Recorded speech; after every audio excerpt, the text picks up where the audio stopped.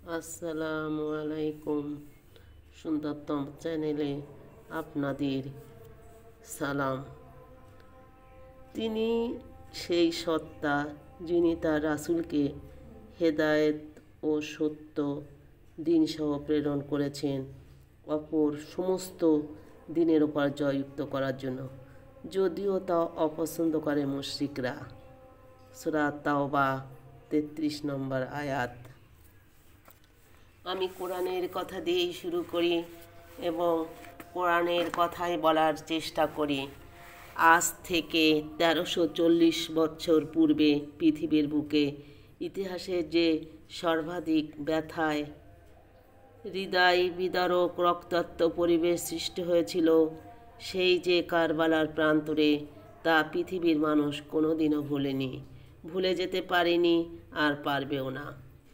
কারবালার মরুভূমি সেদিন রক্তাক্ত হয়েছিল রাসূলের দহিত্রের পবিত্র রক্তের বহমান ধারায়।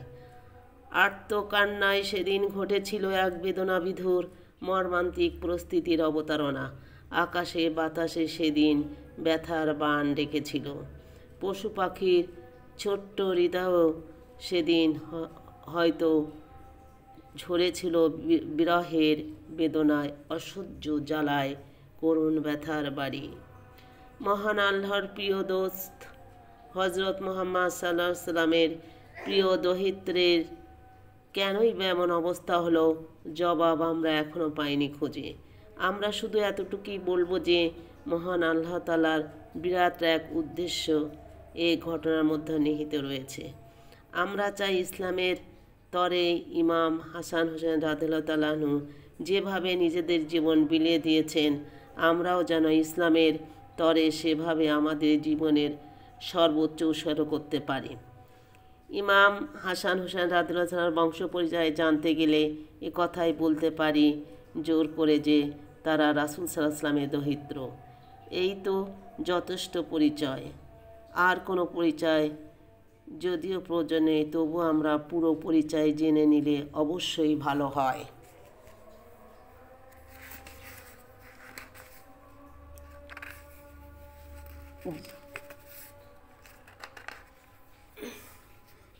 যেন যেন জীবন্ত এক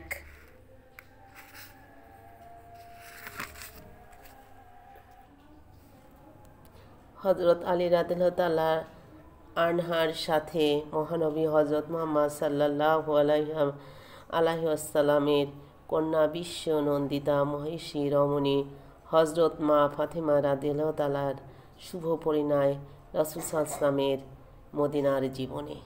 হযরত আলী রাদিয়াল্লাহু তাআলার ঘরে হযরত মা ফাতেমার জীবন মোটামুটি কাটছিল, যদিও আর্থিক বিশাল সুখ স্বাচ্ছন্দ্যের সোনার পাখি তাদের ছোট্ট কুটিরে প্রবেশ করেনি।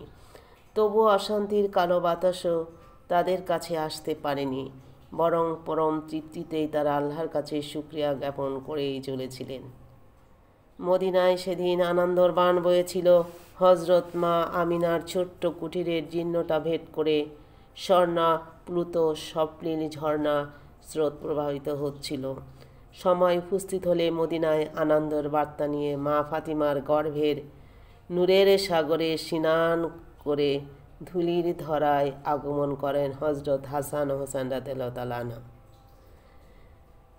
চারিদিকেই তাদের আগমনী বার্তায় ভিন্ন ভিন্নভাবে আনয়ন করেছিল তৃপ্তির তুফান।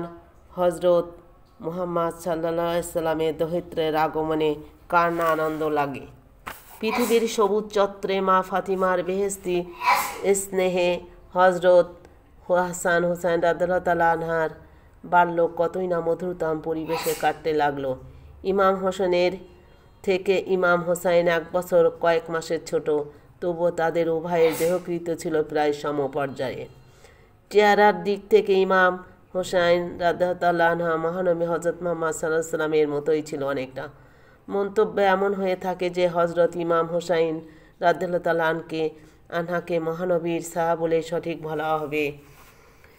১০ই মুহররম পৃথিবীর বুক থেকে নবীর বংশ ধ্বংস হয়ে গেল। কী রহস্য লুকায়া ছিল সেই ১০ই মুহররম? যে এজিদ এত বড় কলিজা, এত সাহস নিয়ে ইমাম হোসেনের শরীর থেকে দেহ বিচ্ছিন্ন করে দিল। আল্লাহর ইচ্ছা ছাড়া কোনো কিছুই সম্ভব না। এটা হয়তো বা আমরা অনুমান করতে পারি না, আমরা তো মানুষ। এর মধ্যে অনেক কারণ। খাতিমুন নবীন হজরত মুহাম্মদ সাল্লাল্লাহু আলাইহি সাল্লাম হচ্ছে কুরাইশ বংশে, উনি জন্মগ্রহণ করেছিলেন এবং উনি শেষ নবী।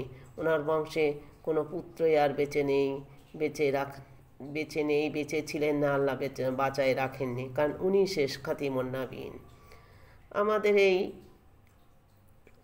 বুদ্ধি দিয়ে আমরা কতটুকুই বা বুঝতে পারি আর কী বা বলতে পারি।